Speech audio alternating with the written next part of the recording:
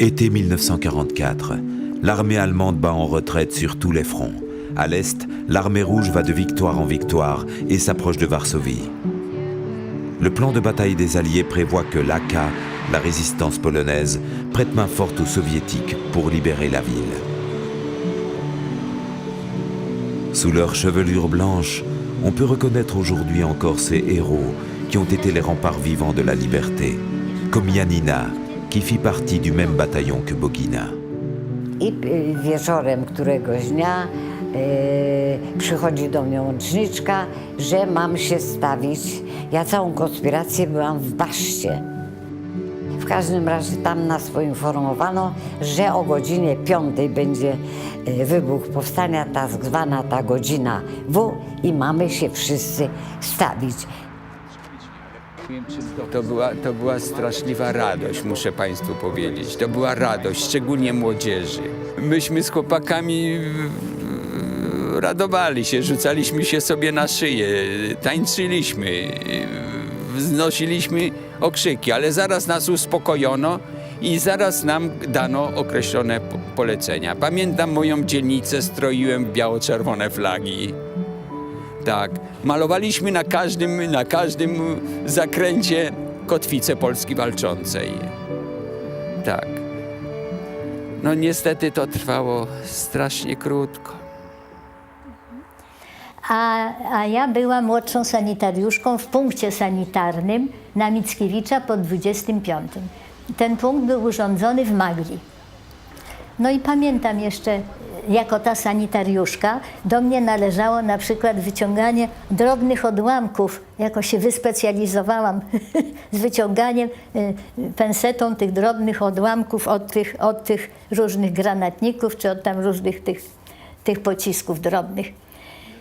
Wiesz, jak rozmawiałam na podwórku z moim kolegą i w pewnej chwili z granatnika padł strzał, a ja zdążyłam wejść tam właśnie, już chodziłam tam do tego punktu sanitarnego, a on jeszcze został na podwórku.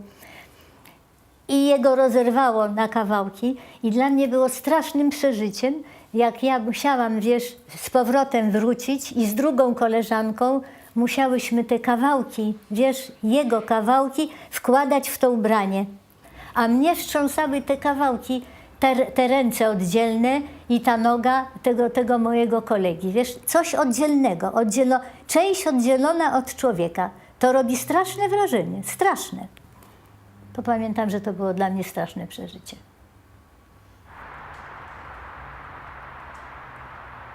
Muszę Ci powiedzieć, Marysiu, że w szeregach Armii Krajowej wiara była znaczącym symptomem. W mojej drużynie Romualda Trauguta jednym z wychowawców był ksiądz. Poległ zresztą w walce. Byli moi nauczyciele. Natomiast w każdym niemal oddziale był ksiądz. Le rôle de l'Église et dans la résistance et dans l'insurrection est immense. Peut-être certains me diront que c'est une spécificité de l'Église de Pologne.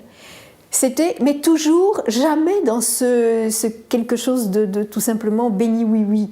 Non, c'était toujours, il faut sauver des Juifs, il faut être charitable avec les prisonniers, y compris de l'ennemi.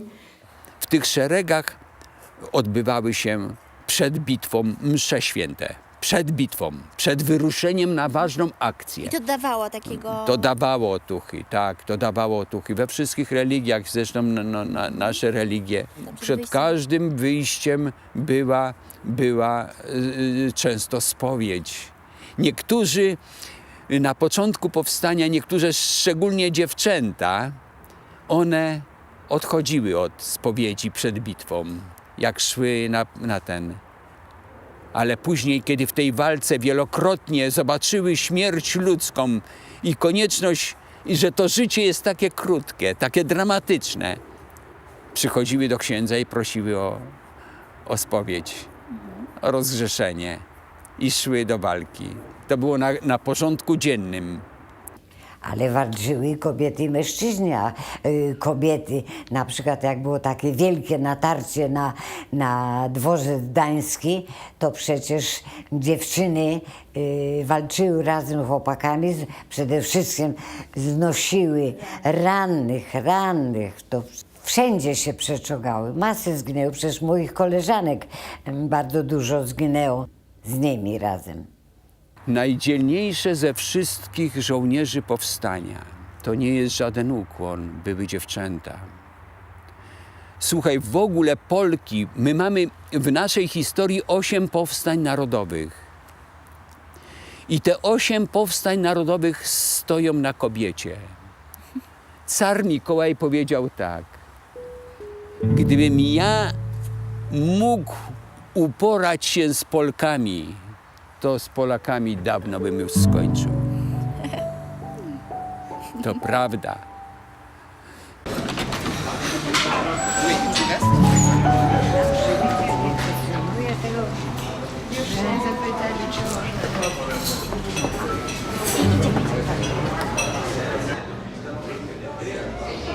To jest, widzisz, to jest moja mama. Przed wojną kończyła. Anna Stupnicka-Bando. W czasach młodości mam taki sam bartek, ale trochę większy niż ty. Może zostawimy Panię na bankiet. Stąd walka toczyła się niemal na każdej ulicy. Stąd te ofiary były takie straszliwe, bo załóżmy, ja nie posiadałem broni, ale nie posiadało jej 60% żołnierzy Armii Krajowej. Podstawową bronią takiego żołnierza jak ja była butelka z benzyną, bo nie mieli dorośli, wyszkoleni już w tych grupach bojowych i operacyjnych żołnierze. Stąd ta walka była tak trudna i tak bolesna. Stąd te 200 000 poległych powstańców. Przynoszą, cały czas był te rannych przynosili, ale któregoś dnia przynoszą na noszach Niemca, żołnierza niemieckiego, ale nie jakiś tam poważny oficer czy jakiś SS, coś, tylko zwykły żołnierz, nawet bez żadnych jakichś takich szlifów. Okazuje się, że wariat Niemiec, wielkie chłopisko, przeszło 2 metry, wsiadł na rower w Śródmieściu i jechał na Bielany do dentysty w czasie powstania, bo go zęby bolały. Jak dojechał na plac Wilsona, jak zaczęli strzelać do niego chłopaki, to Niemiec miał szczęście, że nie wszystkie celne były strzały, bo inaczej to by go w ogóle rozniosło. Dostał w nogę i dostał w rękę. Jak już go załadowali położyli na nosze, to nieśli go do szpitala. Niemiec calusieńki czas się trząsł ze strachu, że go dobijemy. Chłopcy go przynieśli do szpitala. Ten, który uczestniczył w tej strzelaninie, nie wiedział, czy to akurat jego poślizg był, to cały czas mi przychodził, pytał się na ucho: doraczuj, on przeżyje czy nie? Więc jaka reakcja? Tu się strzela, bo jest, ale jak jest ranny, no to trzeba go ratować. Przynieśli go tutaj, naturalnie doktor, który znał świetnie język niemiecki, powiedział mu: przestań się tak trząść ze strachu. My nie mordujemy, to wy mordujecie. Wy na Woli pomordowaliście wszystkich, prawie całą ludność na Woli. My, nie będziesz normalnym pacjentem w szpitalu.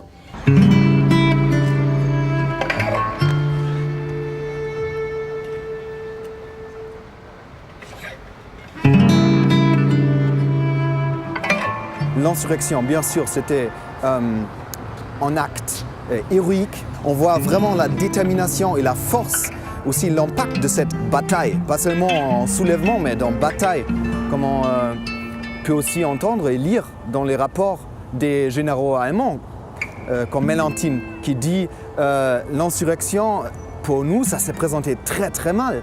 Et ce n'était qu'au moment que l'armée rouge décidait de rester immobile de l'autre côté de la fleuve que la tension s'est relâchée. Le haut commandement de la Wehrmacht l'a qualifié comme une deuxième bataille de Stalingrad. Mais ça, c'est juste une partie dans le discours polonais. Ils sont aussi levés les voix qui disent que c'était un acte irresponsable de sacrifier cette jeune génération dans une bataille qui était condamnée à échouer. Donc je trouve fascinant comme l'artiste, il a d'un pas montré cet aspect, cet extrême, et dans cette autre partie du monument, il montre aussi la souffrance. Le monument comme l'endroit où on entrait dans les égouts pour s'enfuir, qui manifeste aussi l'aspect du désespoir humain. Donc je trouve que l'artiste il a réussi à faire quelque chose de différencié entre les deux extrêmes, acte héroïque ou acte aussi problématique en vue des pertes humaines.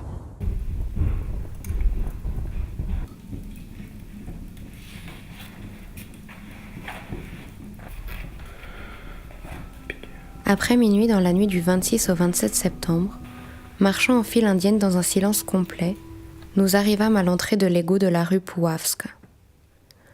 Il fallait y descendre en empruntant des échelons fixés dans le mur. Puis vint le moment très impressionnant, quand mon pied ne trouva plus d'échelon et qu'il fallut sauter dans le vide, obscur et inconnu. Une seconde de peur bleue, puis je sautai. Quelqu'un m'attrapa dans ses bras et me posa sur le sol du canal. C'était un vaste canal, dit d'orage. Nous y avancions avec prudence, en file indienne, en gardant un silence absolu. Presque tout ce trajet souterrain passait sous une rue occupée par les Allemands. L'éclaireur qui allait en tête nous prévenait des dangers en présence. L'alerte était transmise à voix basse et répétée tel un faible écho. Attention aux mines, avancez en rampant. Ou encore, attention, des grenades sont suspendues au-dessus de vos têtes, courbez-vous. Par moments, il fallait avancer pratiquement à 4 pattes. Mais la fatigue et la peur s'intensifiaient graduellement. Plusieurs heures étaient passées, les nerfs de certains commencèrent à lâcher. Le camarade qui se tenait près de moi sortit un pistolet et me demanda si je voulais qu'il me tue. Sa question me fit tressaillir. Je répondis à voix basse que non, que je voulais vivre. Il se calma et rempocha son arme. Il me prit par la main, et lié par un espoir imprécis, nous attendîmes de nouveaux ordres. 2 soldats de mon peloton, Wojtek et Zbyszek, virent au-dessus de nos têtes une bouche d'égout fermée. Ils grimpèrent les échelons et commencèrent à taper contre le couvercle avec les crosses de leurs fusils. La bouche d'égout s'ouvrit. Les garçons décidèrent de sortir à l'air libre. Nous ignorions bien entendu où ils allaient se trouver, en terrain allemand ou de notre côté. Non, on ne sortait pas chez les nôtres. Plusieurs soldats allemands entouraient la bouche d'égout. C'étaient des SS et des gendarmes de la rue de Dworkowa. Ils se saisirent des résistants qui sortaient des égouts. Ils confisquaient leurs armes et arrachaient leurs uniformes en les jetant sur un tas. Puis ils les poussèrent, vêtus du seul linge de corps et pieds nus, contre une clôture de fil de fer. Mon tour vint. Quand je gagnai la rue et respirai l'air pur, quand je vis le soleil, je fus soulagée et éprouvai une grande joie au fond de mon cœur. Cela paraît invraisemblable aujourd'hui. Je savais que j'allais mourir, mais pas dans un égout, sale, sombre et puant, pas noyé comme un rat, mais en voyant le ciel, bleu et clair. Les Allemands me déshabillèrent, comme ils le firent pour les autres. Je restais juste en chemise. J'eus honte et je défis rapidement ma tresse pour tenter de cacher avec mes cheveux ma poitrine, à peine couverte. Un des SS me poussa de toutes ses forces contre le grillage. Je trébuchais et m'étalai au milieu de la chaussée. Et à ce moment-là, je sentis que quelqu'un me prenait le bras et me relevait, tout en disant au SS « Regarde, elle ressemble à notre Lorelai, laisse-la ». C'était en fin d'après-midi, un beau coucher de soleil de septembre. Les rayons d'or illuminaient mes longs cheveux roux.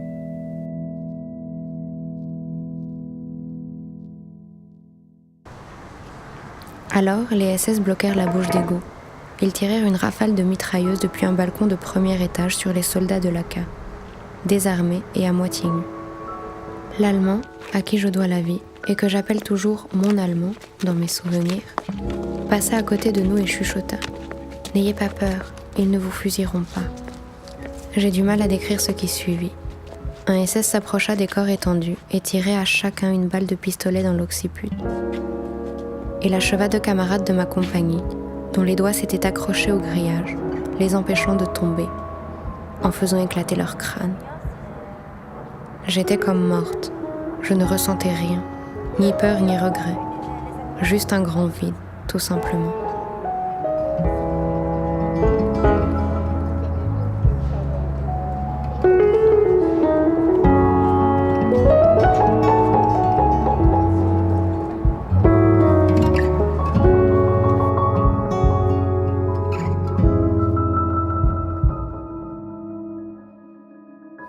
A więc dzisiaj rozważa się, czy powstanie było właściwe, czy można było oddać 200 000 najlepszych synów polskich i całe miasto, jedno z najpiękniejszych miast polskich, za cenę walki z Niemcami i rozliczenia się i porachunku. Ja jako żołnierz małoletni i harcerz mówię, że nie było innego wyjścia. My ten rozrachunek musieliśmy dokonać.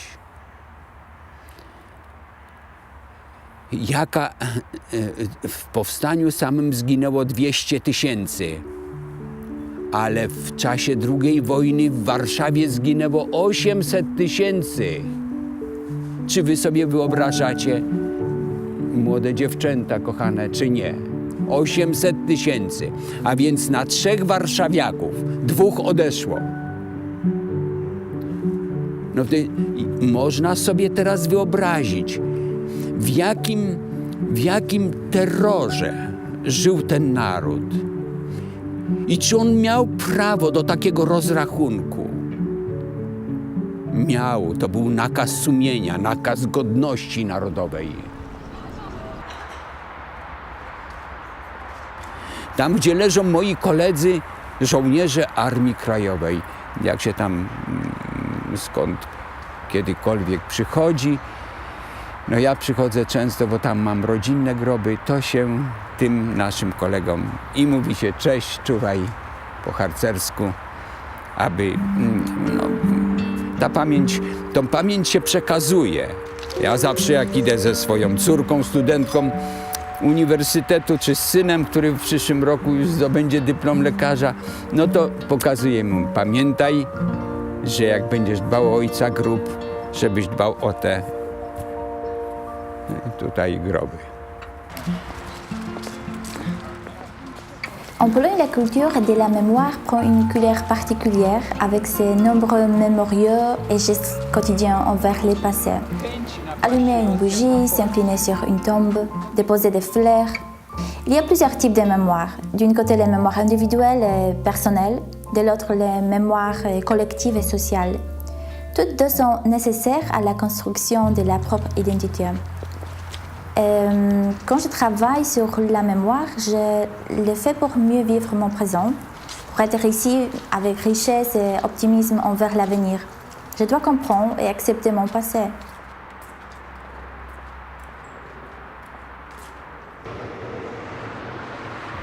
Ce qui m'est sauté dans l'œil en arrivant à Varsovie, c'était cette scénario de famille de gratte-ciel qui se dessine, qui pousse sur les cendres du vieux Varsovie détruit. Pour moi, ça parle vraiment beaucoup de la manière comment un peuple et les humains ici en Pologne, on a traité la commémoration de son histoire. En parlant avec les gens dans la rue ici, ils prônaient le Pałac Kultury, le palais de la culture, comme une des plus grandes attractions de la ville, le bâtiment plus haut de la Pologne, et qu'on l'appelle le gâteau de Staline. Si on prend tout ça, c'est fascinant parce que d'une manière, ça reflète une partie de l'histoire. sur le plan architectural, le Palais de la Culture est construit comme un gâteau. Et il était un gâteau cadeau dans les années 50 de la part de l'Union soviétique envers la Pologne. De l'autre part, cette image du gâteau, ça occulte de ce qui s'est passé en 1944. Donc peut-être ça aurait été sur le plan architectural plus honnête de se laisser inspirer par le reflet du tour dans l'eau du fleuve et de prendre le bâtiment et l'enfoncer à l'envers comme une aiguille avec violence dans la terre de Varsovie, justement pour montrer que c'était le même Staline qui a fait le cadeau de rester immobile, de ne pas joindre la résistance polonaise et ainsi de contribuer sévèrement à la destruction de la cité. Choć miał zaledwie 10 lat, nie straszna mu jest śmierć. Na barykadzie stoi fat z opaską biało-czerwoną. Szare, szare szeregi, szeregi, szare szeregi. W szarych mundurach harcerska brać. Chwycił butelkę pełną benzyny i wybiegł na drogę z nią. Krzyknął do swoich: czuwaj chłopaki, i zginął za biało-czerwoną. Quand j'entends parler de la pauvre Pologne, la Pologne martyrisée, victimisée, etc., j'ai envie de rappeler qu'il y a 123 ans durant lesquels la Pologne a été occupée, effectivement, et ces 5 générations durant lesquelles il y a tout un tissu de résistance de la Pologne qui a commencé à s'organiser depuis 1795, donc, jusqu'en 1918, et ensuite après avec les différentes occupations. Et ça, c'est important parce que ça veut dire que même s'il y avait la volonté d'annihiler la langue polonaise, la tradition de la Pologne, tout ça s'est maintenu.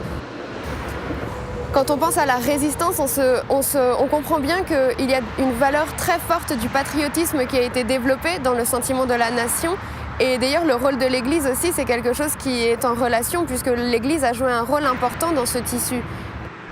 Il y avait plus d'1 demi-million de personnes qui se sont investies de manière active dans la résistance et plus encore qui ont démontré de solidarité, qui ont fait des actes, qui ont permis de sauver des gens. Et tout cela, au final, c'est vraiment l'émanation de la culture polonaise dans son sens patriotique, la volonté de résistance et la poursuite des valeurs, les idéaux de liberté qui ont guidé toute cette lutte. Après 63 jours de combat, Varsovie capitule le 2 octobre 1944. La ville est un gigantesque amas de ruines sur lesquelles les nazis vont s'acharner, brûlant et dynamitant tout ce qui reste encore debout. Ils déportent ensuite la population, et ce n'est qu'après sa libération par l'Armée rouge en janvier 1945 que les Varsoviens regagnent peu à peu la cité. Au mois d'août 1945, Bogina revient ainsi à Varsovie et y découvre un décor hallucinant. La vue de la ville nous fit un choc. Il y avait des décombres et des ruines partout. Même les maisons qui tenaient encore debout nous regardaient avec des orbites calcinées. Partout, la neige fondait en boue. Les trottoirs défoncés étaient raccommodés avec des planches pour que l'on puisse passer à pied sec. Mais ce qui était le plus étonnant, c'était la vue d'une foule innombrable dans ces rues dévastées. Au milieu des décombres bouillonnait la vie. Les écoles et l'université ouvrirent les inscriptions. Un pont provisoire en bois fut jeté à travers la Vistule. Un premier théâtre, un cinéma, une station de radio s'ouvrait. La ville reprenait sa place de capitale de la Pologne. Le commerce de rue se développait à une vitesse extraordinaire. Il n'y avait pas de magasin et on faisait ses courses dans les kiosques ou carrément sur le trottoir. Et puis Varsovie chantait et faisait de la musique, avec des violons, des accordéons, des harmonicas. Cette qualité particulière de la Pologne se poursuivra bien au-delà de la guerre, avec le testament des chefs de la résistance et de l'État clandestin qui, au moment après la défaite de Varsovie et au moment de l'entrée soviétique sur le territoire, qui va pourchasser et encore déporter plus de 500 000 résistants polonais, disent il faut résister, ne jamais se soumettre, résister par tous les moyens, mais par d'autres moyens, plus jamais de bain de sang. Et ça, c'est une nouveauté. Nel nome della libertà Le pape Jean-Paul II était un enfant de la résistance face au nazisme quand il était séminariste clandestin à Cracovie.